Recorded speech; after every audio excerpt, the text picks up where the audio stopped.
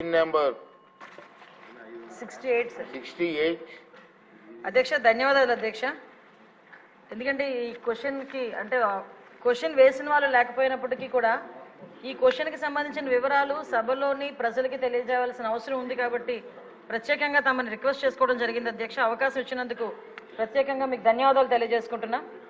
ఎందుకంటే పరిస్థితి ఏంటంటే ఇప్పుడు వైఎస్ఆర్సీపీ పార్టీ వాళ్ళు సానుభూతి పనుల మీద దాడులు జరుగుతున్న విషయం వాస్తవమేనా అని చెప్పి వాళ్ళే క్వశ్చన్ అడిగి ఈరోజు వాళ్ళే ఈ క్వశ్చన్కి సమాధానం తీసుకోవడానికి రాలేకపోవడం అన్నది చూస్తూ ఉంటే అక్కడే వాళ్ళ తాలూకా డొల్లతనం అనేది చాలా క్లియర్గా కనిపిస్తుంది అధ్యక్ష ఎందుకంటే అధ్యక్ష ఉత్తరాంధ్రలోని ఒక సామెత ఉంటుంది అధ్యక్ష అది ఇక్కడ చెప్పొచ్చో చెప్పకూడదో తెలియదు కానీ తప్పు అయితే క్షమించండి తప్పు అయితే రికార్డులను తొలగించండి తప్పు కాకపోతే మాత్రం ఉంచండి అధ్యక్ష మొగుడిని కొట్టి మొగసాలు ఎక్కిందంట ఇలా మాట్లాడతారు అధ్యక్ష ఉత్తరాంధ్రలోని కూడా ఎందుకంటే కొట్టేసి ఎక్కడ దాక్కుంటారనమాట వీళ్ళ పరిస్థితి ఎలా ఉందంటే అధికారం కోల్పోయి 11 సీట్లకే పరిమితం అయినప్పటికీ కూడా తిరిగి వచ్చి టీడీపీ కార్యకర్తల మీదే దౌర్జన్యాలు చేసి టీడీపీ కార్యకర్తలని చంపి మళ్ళా పైగా వాళ్ళ మీద ఏవో దాడులు జరిగిపోతున్నాయో వాళ్ళ తాలూకా వాళ్ళు ఎవరు చంపేస్తున్నారని చెప్పి ఇక్కడెక్కడా ప్లేస్ లేనట్టుగా ధర్నా చేయడానికి ఢిల్లీ నడివీధుల్లోకి వెళ్ళి కూర్చొని మేము ధర్నా చేస్తామన్నా 11 మందితో వెళ్ళి కూర్చొని ధర్నా చేయడం అన్నది చూస్తూ ఉంటే చాలా విడ్డూరంగా అనిపిస్తుంది అధ్యక్ష ఎందుకంటే ఈ మాట చెప్తున్నాను అధ్యక్ష లాస్ట్ 5 సంవత్సరాలు అంటే మొన్న గవర్నమెంట్ వచ్చింది అతను టీడీపీ ఎన్డీఏ కూటమి వచ్చిన తర్వాత నుంచి ఈ రోజు వరకు పొలిటికల్ హత్యల్లో ఒక 4 హత్యలు జరిగితే ఆ 4 హత్యల్లో ముగ్గురిని తెలుగుదేశం పార్టీ కార్యకర్తలనే చంపేసిన పరిస్థితి కూడా మనందరికీ కూడా తెలుసు అధ్యక్ష ఈ విషయాన్ని కూడా చాలా క్లియర్ గా మేమందరం కూడా ప్రెస్ లో కూడా చెప్పడం జరిగింది విత్ క్రైమ్ నెంబర్స్ నేనైతే ఇవ్వడం జరిగింది అధ్యక్ష ఇవన్నీ పక్కన పెడితే ఇప్పటికీ కూడా చాలా మంది తెలుగుదేశం పార్టీ కార్యకర్తల మీద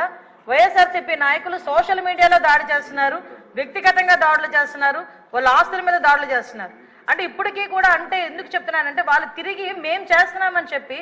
టీడీపీ వాళ్ళు చేస్తున్నారు జనసేన వాళ్ళు చేస్తున్నారు బీజేపీ వాళ్ళు చేస్తున్నారని చెప్పి ఢిల్లీ నడివీధుల్లో కూర్చొని 36 మంది పొలిటికల్ హత్యలు జరిగినాయని ఎంత సిగ్గు లేకుండా మాట్లాడుతున్నారో ఒకసారి మనం కూడా ఆలోచించుకోవాలి అధ్యక్ష ఇది రాష్ట్ర ప్రతిష్టకు సంబంధించిన విషయం అధ్యక్ష ఈ రోజు 45 రోజుల్లోని ఒక ప్రతిపక్ష హోదా కూడా లేని ఒక ఎమ్మెల్యే ఒక ప్రతిపక్ష సంబంధించిన ఎమ్మెల్యే ఢిల్లీ దగ్గరికి వెళ్ళి 36 హత్యలు రాజకీయ హత్యలు జరిగినాయి అంటే ఢిల్లీ మీడియా అడిగింది 36 మంది పేర్లు ఉన్నాయా అని అడిగితే కనీసం పేర్లు కూడా చెప్పడానికి ఇష్టపడక పేర్లు లేవు కాబట్టి చెప్పలేక పక్కకి వెళ్ళిపోయే పరిస్థితి ఈరోజు మేము అడుగుతున్నాం అరే 36 హత్యలు జరుగుతున్నాయని అడుగుతున్నావు ఎక్కడికో వెళ్ళి మాట్లాడుతున్నావు అసెంబ్లీ సమావేశాలు జరుగుతున్నాయి అక్కడికి వెళ్ళి ధర్నా చేసావు ఈ రోజు ఇక్కడికి ఆల్రెడీ నువ్వు అమరావతి వచ్చావన్న సంగతి ఇక్కడ మా అందరికీ తెలుసు ఈ రోజు వచ్చి అసెంబ్లీలో కూర్చొని ఆ 36 మంది వివరాలు ఇచ్చే దమ్ము లేదా నీకు ఈ రోజు ఆ 36 మంది వివరాలు మాకు ఇచ్చి దాని మీద ఎంక్వైరీ చేయించుకునే దమ్ము లేదా నీకు ఈ రోజు అసెంబ్లీ సాక్షిగా అడగాల్సిన వాటిని పక్కన పెట్టుకొని ఎక్కడో ఢిల్లీలోకి వెళ్ళి రాష్ట్ర ప్రతిష్టను దెబ్బతీసే విధంగా రాష్ట్రం మీద రక్త మరకలు అంటినట్టుగా వాటన్నిటికీ కూడా ఫోటో ఎగ్జిబిషన్ ఒకటి పెట్టి దాన్ని చాలా ఏమార్చి అక్కడ వాళ్ళని ఏదో రకంగా పెట్టుబడులు రాకుండా పరిశ్రమలు రాకుండా అడ్డుకోవడానికి ఒక కుట్రపూరితమైన వాతావరణాన్ని సృష్టించడానికి మాత్రమే చేస్తున్నాడు అధ్యక్ష ఇతగారి తాలూకా నైజం కూడా చెప్పాలి అధ్యక్ష అధికారంలోకి వచ్చిన తర్వాత 2024 అధికారంలోకి వచ్చింది అధ్యక్ష ఎంత దారుణం అంటే అమరావతికి బస్సు యాత్రకి సాక్షాత్తు 14 సంవత్సరాలు ముఖ్యమంత్రి చేసిన చంద్రబాబు నాయుడు గారు బస్సు యాత్రకి వెళ్తే ఆ బస్సు మీద రాళ్ళు రువితే అధ్యక్ష అప్పుడున్న సాక్షాత్తు డీసీపీ గౌతమ్ సవాంగ్ గారు భావ స్వేచ్ఛ ప్రకటనను మాట్లాడిన సందర్భాన్ని కూడా ఈ రోజు గుర్తు చేయాలి అధ్యక్ష ఎందుకంటే ఆ రోజు శాంతి భద్రతలు ఎలా ఉన్నాయి ఈ రోజు శాంతి భద్రతలు ఎలా ఉన్నాయి కంపేర్ చేయడానికి మీరు నాకు 5 నిమిషాలు టైం ఇవ్వాలి ఎందుకంటే ఇది రాష్ట్ర ప్రతిష్టకు సంబంధించిన విషయం ఆ రోజు ఆత్మకూరులో ఒక ఊర్లోని ఒకరిని వెలివేస్తే ఒక గ్రూప్ ఆఫ్ పీపుల్ వెలివేస్తే వాళ్ళ దగ్గరికి వెళ్ళడానికి వెళ్తే సాక్షాత్తు ముఖ్యమంత్రి 14 సంవత్సరాలు ముఖ్యమంత్రి చేసిన వ్యక్తి ఇంటి దగ్గరికి వెళ్ళి ఆ గేట్లకి తాడులు కట్టారు అధ్యక్ష తాడులు కట్టడమే కాదు అధ్యక్ష ఎల్జీ పాలిమర్స్ లో గ్యాస్ లీక్ అయితే వైజాగ్ వెళ్తే చంద్రబాబు నాయుడు గారిని వైజాగ్ ఎయిర్పోర్ట్ లోనే ఆపి ఎయిర్పోర్ట్ లో లిటరల్లీ చెప్పలు దాడి చేశారు ఆ విషయంలో మొన్న నన్ను విష్ణుకుమార్ రాజు గారు కూడా క్వశ్చన్ చేశారు అధ్యక్ష హోంమంత్రి ఏం చేస్తున్నారు అని గుడ్లు విసరడానికి అతని టమోటాలు విసరడానికి ఆఖరికి అక్కడి నుంచి కనీసం బయటికి రానివ్వకుండా కూడా చేసిన పరిస్థితి కూడా కనిపించింది అధ్యక్ష వీళ్ళు ఈ రోజు శాంతి భద్రతల గురించి మాట్లాడుతున్నారు అధ్యక్ష ఇదే పవన్ కళ్యాణ్ గారు ఆ రోజు మన అమరావతి రైతుల గురించి అక్కడికి పాదయాత్ర కింద వెళ్తే ముళ్ళ కంచెలు అడ్డుగా వేశారు అధ్యక్ష ముళ్ళ కంచెలు దాటుకొని పక్కకు తీసుకొని వెళ్ళిన పరిస్థితి వైజాగ్ వెళ్తే వైజాగ్ రానివ్వకుండా నగర బహిష్కరణ చేశారు